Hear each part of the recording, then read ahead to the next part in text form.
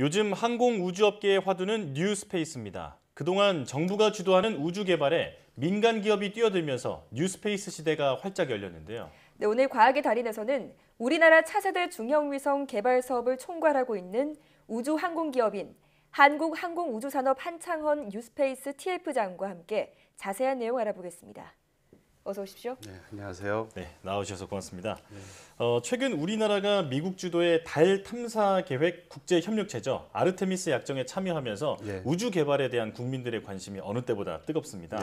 자, 우선 아르테미스 프로그램이 무엇이고 또 어떻게 진행되는지 알려주시죠. 그 미국이 주도하는 유인 달 탐사 프로그램인 아르테미스 협정에 5월 27일 날 공식 서명하면서 기존 서명국인 미국, 영국, 호주, 캐나다, 이탈리아, 룩셈부르크, 아랍에미레이트, 일본, 우크라이나 다음으로 우리나라가 공식적으로 10번째 참여국으로 이름을 올리게 되었습니다. 아르테미스 프로그램은 72년 아폴로 17호가 달 착륙한 이후로 50년 만에 달에 우주인을 보내기 위한 국제 유인 달 탐사 프로그램입니다. 아르테미스 프로그램은 21년 발사체 테스트용 무인 달 탐사선인 1호기 발사를 시작으로 해서 23년에 2호, 24년에 그 달 착륙선인 3호까지 포함해서 28년까지 그 달 탐사선 포함한 달 유인 기지 건설을 목적으로 4호에서 7호까지 발사할 계획을 가지고 있습니다. 범국가적인 유인 달 탐사 프로젝트인 아르테미스 프로그램은 이전에 국가가 주도하는 우주 계획들하고 달리 민간 기업들이 적극적으로 참여하고 있다는 점이 가장 큰 차별점이라고 할 수 있습니다. 실례로 상업적인 목적을 가진 달 착륙선 탑재체 등을 수행하기 위해 민간 업체랑 이미 다수의 계약을 체결하였고 우리가 잘 아는 노키아 같은 기업은 달기지 통신 장비 구축 분야에, 그리고 로키드 마틴이나 제네럴 모터스 같은 기업은 월면차 개발에, 그리고 에어버스는 오리온 우주선 모듈 개발에 참여하는 등 주요 우주항공 기업들이 모두 참여하고 있는 그런 프로젝트가 되겠습니다. 네. 자, 우리나라가 그런 선도적인 국제 프로젝트에 참여하게 됐다니 참 의미가 큰데요. 그렇다면 이 아르테미스 약정이 더욱 주목받는 이유는 무엇이고 또 국내 우주 산업에는 어떤 영향을 미치게 될까요? 아르테미스 약정이 주목받는 이유는 그동안은 달을 과학적인 탐구의 대상으로 바라봤습니다. 근데 이 달에 대한 개발 가능성이 높아지면서 개발 대상이 될 가능성이 대비할 수 있는 그런 이유가 있기 때문입니다. 달에서 기지를 건설하고 자원 채취가 본격화됐을 때 약정에 참여한 국가들끼리 연대할 수 있는 제도적 기반이 될 수 있는 것이죠. 우주 탐사를 성공적으로 추진하기 위해서는 국제사회와 공조해서 투명하고 책임 있게 우주 개발하는 것이 중요합니다. 이번 참여를 통해서 우리나라도 민간 주도의 우주 개발로 전환되는 이른바 뉴스페이스 시대로의 진입을 적극적으로 준비하고 있으며 실질적인 민간 주도의 우주 시대 개막에 맞추어 실효성 있는 정부 정책의 수립과 더불어 향후 민간의 참여가 크게 확대될 전망입니다. 우주기술 선진국들과의 기술 교류도 이루어질 거고요. 그리고 우리도 실전 경험을 쌓을 수 있기 때문에 아주 좋은 기회가 될 것 같습니다. 자, 그런가 하면 과학기술정보통신부에서 한국형 항법 위성 사업을 추진하고 있다고요? 그 한국형 항법 위성 사업은 한반도 인근에 초정밀 위치 그리고 항법 시간 정보를 제공하기 위해서 그 미국이 운영하고 있는 GPS와의 공전성 그리고 상호 운용성을 갖춘 위성 항법 시스템 구축을 목적으로 하는 사업입니다. 항법 통신, 교통 등 경제, 사회, 국가 주요 인프라 운영의 완전성을 보장하기 위해서 우리나라 항법 시스템 구축이 현재 절실한 상황입니다. 한국형 항법 위성을 통해서 우리가 알고 있는 그 일반적인 GPS 서비스 제공도 가능하지만 한국형 항법 위성은 범지구적인 GPS와 호환도 되지만 한반도 인근에 대해서는 보다 정밀한 GPS 신호 송출하고 서비스가 가능하게 됩니다. 그리고 또 추가적으로 여객기 이착륙하고 비행 등에 사용하기 위해 일반적인 GPS 신호보다 훨씬 정밀한 수준의 보정된 GPS 신호 서비스 송출 서비스도 가능하고 선박의 조난 신호를 받아 위성에서 해경에 전송하고 해경의 출동 상황도 조난자에게 전송 가능한 그런 탐색 구조 서비스 또한 가능하게 됩니다. 한국형 항법위성 사업이 이루어지게 되면 말씀하셨던 그런 장점들이 있을 것 같은데요. 그 밖에도 한국 항공우주산업이 여기에서 굉장히 중요한 역할을 담당하게 될 것이라고 들었습니다. 구체적으로 어떤 내용인가요? 한국 항공우주산업은 지금까지 정부 위성 개발 사업을 하면서 국산화를 추진한 약 80%가량을 한국항공우주산업에서 담당을 해왔습니다. 네. 최초로 민간이 주도한 위성 사업인 차세대 중형위성 2호 사업을 국내 최초로 민간 주도 총괄 주관하고 있으며 내년 초에 우주공간으로 발사를 할 계획입니다. 예. 그리고 항법위성 사업에서도 주도적인 역할을 수행할 예정인데요. 먼저 현재 저희 계획으로는 국산화율을 최대한 끌어올리기 위해서 기존 산학연이 보유하고 있는 기술을 중심으로 개발을 추진할 예정입니다. 예. 이를 위해서 기상 환경위성으로 개발되어서 성공적으로 운영 중인 천리안 EA, EBO에 적용된 기술을 적극 활용할 계획입니다. 네.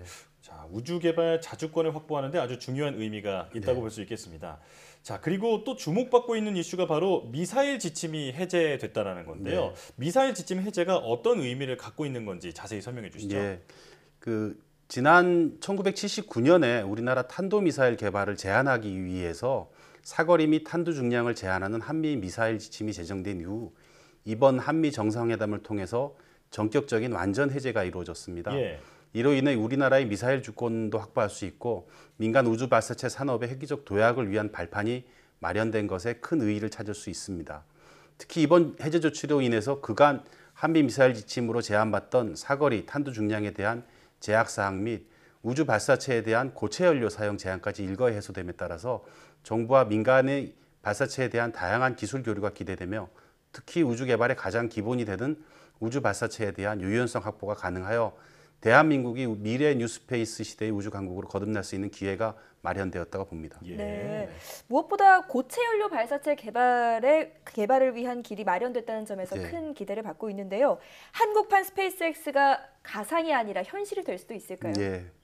많은 분들이 생각하시는 것처럼 획기적인 전기가 마련된 것이고요. 네. 예. 한국판 스페이스X가 나올 날도 머지않았다는 기대감도 같이 갖고 있습니다.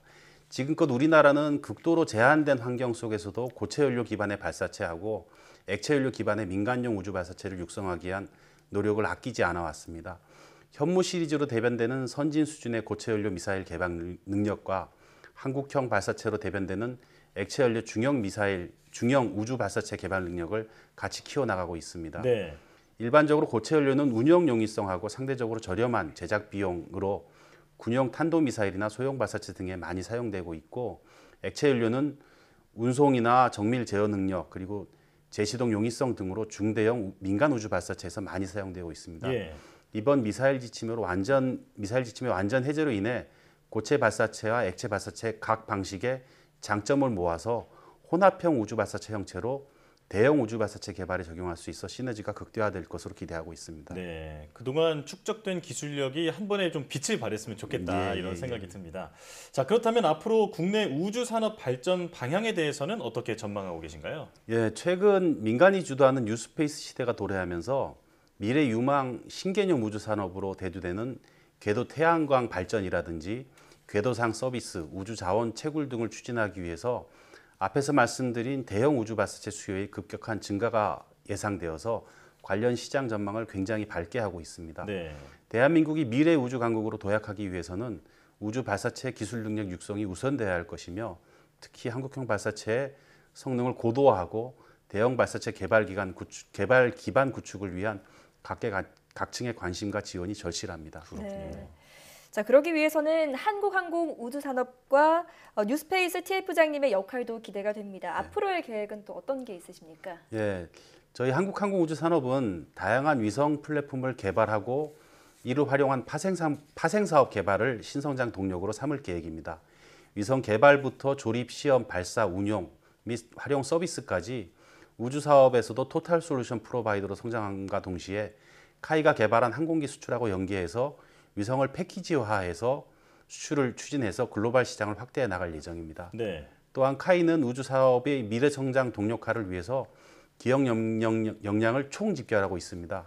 17년에 발사체 제작 전용 공장을 설립을 완료해서 오늘 10월 발사 예정인 누리호 1단 연료 탱크 및 산화제 탱크를 제작하였습니다. 네. 그리고 국내의 지속적인 위성 수요 증가에 대응하기 위해 위성의 설계, 제작, 조립, 시험을 통합해서 원사이트, 원스톱 생산이 가능한 우주센터를 작년에 구축 완료했습니다. 네. 이를 활용해서 22년 이후 예정된 한국형 항법위성이라든지 다목적 실용위성 8호 그리고 발사체 고도화 사업, 그리고 초소형 위성 사업 등 민간 주도 전환에 차질이 없도록 만반의 준비를 하고 있습니다. 네.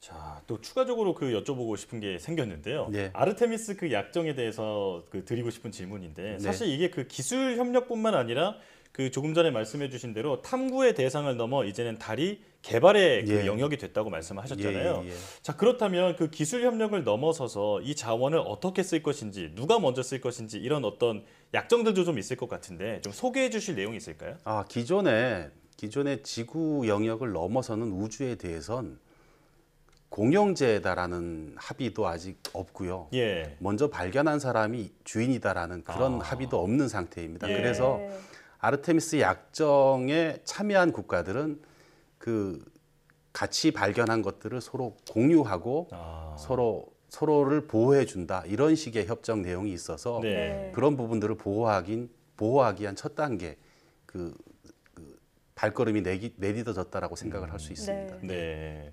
자, 그런 어떤 국제적인 우주 개발 약속에 우리나라가 포함되어 있다. 예, 이제 맞습니다. 이렇게 이해하면 될 것 같네요. 네. 자, 우주 산업은 한 나라의 국력을 상징하기도 하고 또 미래 세대의 꿈을 심어주는 분야잖아요. 우리나라가 세계 우주 강국으로 우뚝 서는 날이 하루빨리 다가왔으면 좋겠습니다. 지금까지 항공우주산업 한창헌 뉴스페이스 TF장과 함께했습니다. 고맙습니다. 네, 감사합니다.